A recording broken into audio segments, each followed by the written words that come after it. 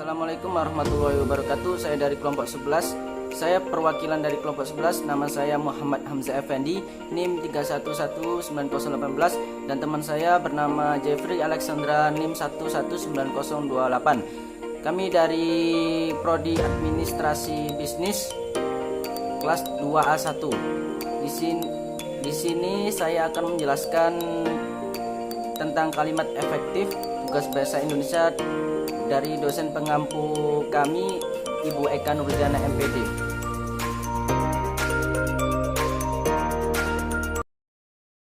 Pertama, kita bahas tentang kalimat efektif. Teman-teman tahu tidak tentang kalimat efektif? Kalimat efektif ialah kalimat yang dapat memberikan kemudahan atau kejelasan pesan kepada pembaca dan pendengar. Dengan kata lain, kalimat tersebut mewakili gagasan atau perasaan penyampai pesan dan sanggup memberikan gambaran yang sama tepatnya kepada pembaca atau pendengar. Jadi kalimat efektif ini seperti ini, teman-teman. Kalimat yang mudah dipahami, tidak berulang-ulang, dan kalimatnya itu jelas sehingga pendengar itu penyampainya sama dengan si pembaca. Oke, untuk mewujudkan kalimat yang efektif harus mengandung beberapa unsur. Yang pertama ialah kesatuan gagasan dan kesepadanan unsur. Untuk mewujudkan kesepadanan unsur ada 3 faktor. Yang pertama ialah kalimat harus mengandung subjek dan predikat yang jelas. Yang kedua, kalimat tidak mengandung subjek ganda. Yang ketiga, kalimat penghubur antar kalimat tidak dipakai pada kalimat tunggal. Ya, maksudnya yang pertama bagaimana?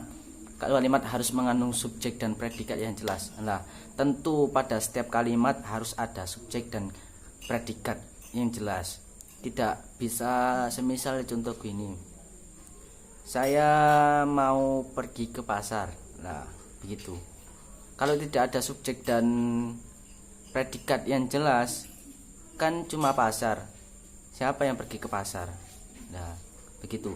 Kalau yang kedua, kalimat tidak mengandung subjek ganda. Kalimat tidak mengandung subjek ganda maksudnya gini. Contoh, saya pergi ke pasar kan. Kalau subjek ganda kan jadi saya pergi ke pasar. Yang dimaksud saya siapa? Ya seperti itu. Oke, untuk mewujudkan kalimat yang efektif yang baik ya, yang kedua ialah hubungan koherensi yang baik dan kompak. Hubungan koherensi atau kepada yang baik dan kompak adalah hubungan timbal balik antar unsur dan pembentuk kalimat. Ya, yang poin pertama, yang A, penempatan kata dalam kalimat yang tidak sesuai dengan pola kalimat. Contoh seperti ini, ibu memasak di dapur tadi pagi, menjadi pagi memasak dapur di nasi tadi ibu. Nah, seperti itu. Untuk selanjutnya yang poin B ialah kesalahan kata depan, kata hubung dan lain sebagainya. Yang contoh, sejak lahir manusia memiliki jiwa melawan kepada kejaman alam. Nah, menjadi sejak lahir manusia memiliki jiwa melawan kekejaman alam. Yang dihilangkan apa? Yang salah pada kalimat awal ialah ada kalimat terhubung, penghubung kepada. Kan sejak lahir manusia memiliki jiwa melawan kepada kekejaman alam. Seharusnya kepada tidak perlu digunakan karena itu tidak efektif. Juga salah. Yang betul kan sejak lahir manusia memiliki jiwa melawan kekejaman alam. Untuk yang ketiga, poin C, ialah penggunaan kalimat yang kontradiksi. Yang seperti contoh ya. Percaya tidak percaya bahwa data yang dikumpulkan minat pembaca siswa sangatlah rendah. Nah, menjadi data yang dikumpulkan bahwa minat pembaca sangatlah rendah. Lah, kan yang pertama pada contoh yang pertama kan sangat tidak efektif karena mengandung percaya tidak percaya juga. Percaya tidak percaya kan seharusnya lebih efektif data yang dikumpulkan. Ialah poin D, ialah kesalahan penempatan keterangan aspek seperti sudah, telah, akan, belum pada kalimat. Seperti contoh, data itu saya sudah dikerjakan. Nah, menjadi data itu sudah saya kerjakan. Nah, apa bedanya? Yang pertama kan kesalahan dibalik. Data itu saya sudah kan menjadi tidak efektif seperti itu. Menjadi data itu sudah saya kerjakan. Mewujudkan kalimat yang efektif untuk yang poin ketiga ialah penekanan. Apa itu penekanan? Mari kita bahas. Penekanan dilakukan untuk memberikan penjelasan berkaitan dengan hal-hal yang dirasa penting. Contoh, untuk yang poin A, mengubah posisi kalimat. Contoh ya, seperti ini. Mahasiswa menjawab pertanyaan dari dosen penguji. Menjadi mahasiswa dijawab pertanyaan dari dosen penguji. Apa yang salah dari kalimat tersebut? Ialah menjawab dan dijawab. Ada penekanan di situ. Kan mahasiswa menjawab pertanyaan dari dosen penguji, mahasiswa dijawab dari dosen penguji.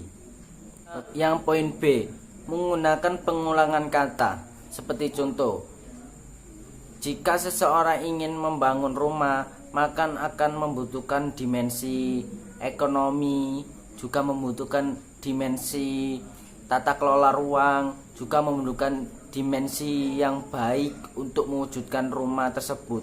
Lah, di sini terjadi pengulangan kata dimensi, dan dimensi. Seharusnya dalam kalimat efektif itu tidak perlu.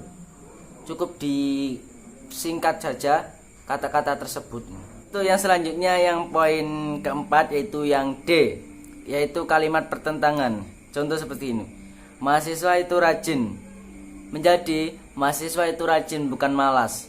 Nah, kan tidak efektif banget kalau gitu. Yang untuk selanjutnya yang poin ke yang contoh yang kedua, yang pertentangan tadi yang poin ke C ya. Yang untuk selanjutnya poin ke D ialah partikel penekanan. Yang contoh, kami pun ikut dalam kegiatan itu. Terus yang selanjutnya, bapaklah yang memberikan sambutan itu. Selanjutnya untuk mewujudkan kalimat yang efektif, untuk poin keempat ialah kesejajaran atau paralelisme. Apa itu paralelisme atau sejajaran? Ialah kalimat yang efektif yang harus mengandung kesejajaran antara gagasan yang diungkapkan sebagai sarana pengungkapnya. Yang poin A dari kesejajaran atau paralelisme ialah kesejajaran bentuk. Apa itu? Contoh seperti buku itu telah dicari, tetapi Doni belum menemukannya. Menjadi buku itu telah mencari, tetapi Doni belum menemukannya. Di sini pasti ada yang beda, dicari dan mencari, seperti itu. Selanjutnya yang poin C ialah kesejajaran makna. Ya, seperti contoh, masyarakat mengecam keras atas terjadinya pembunuhan 21 warga Palestina yang tewas dan 200 lainnya yang luka-luka. Yang seperti ini, contoh yang lain lagi. Masyarakat mengecam keras atas terjadinya peristiwa pembunuhan 21 warga Palestina yang mengakibatkan tewas dan 200 lainnya luka-luka.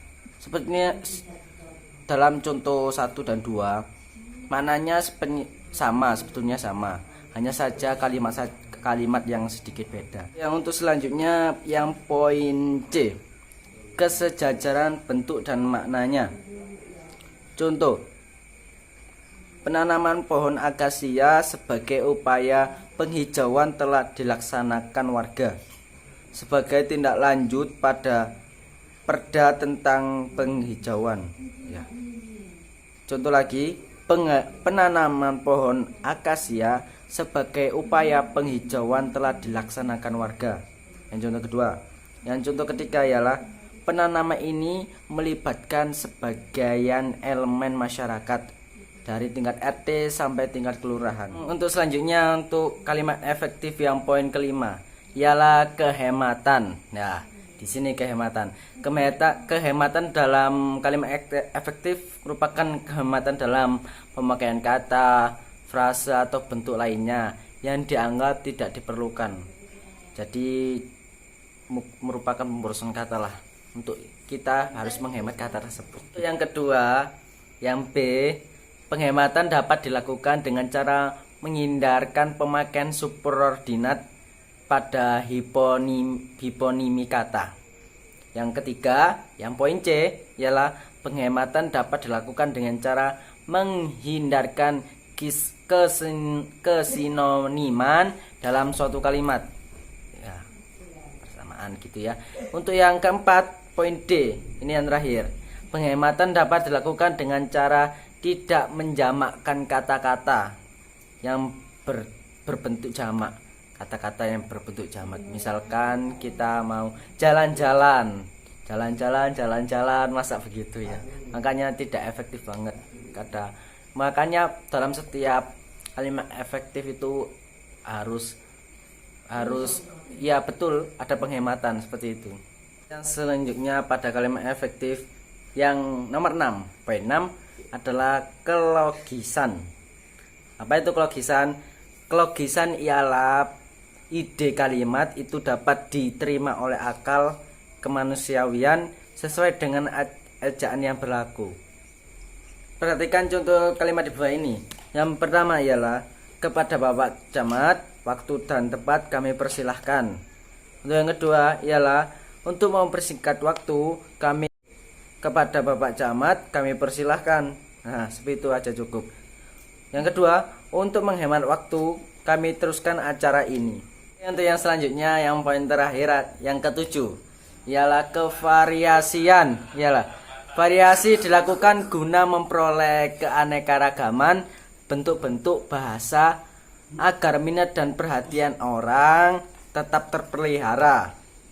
Variasi itu dapat dicapai dengan menggunakan bentuk inversi, bentuk pasif personal, variasi aktif, pasif, dan variasi panjang pendek. Ya, contoh macam-macam variasi yang menunjang keefektifan kalimat. Yang pertama ialah variasi sinonima kata. Yang kedua, variasi panjang pendek kalimat. Yang ketiga, variasi penggunaan bentuk me dan di. Yang keempat nih, yang terakhir, variasi dengan mengubah posisi dalam kalimat. Oke, sekian video dari saya dari perwakilan dari kelompok 11 mengucapkan mohon maaf apabila ada salah-salah kata dan penjelasan yang tidak begitu jelas. Mudah-mudahan ilmu yang saya sampaikan dapat diterima oleh teman-teman semua dan para pendengar ataupun para teman-teman semuanya, pokoknya lah. Terima kasih. Wassalamualaikum warahmatullahi wabarakatuh. Oh ya, jangan lupa like, comment, and subscribe ya YouTube saya. Terima kasih.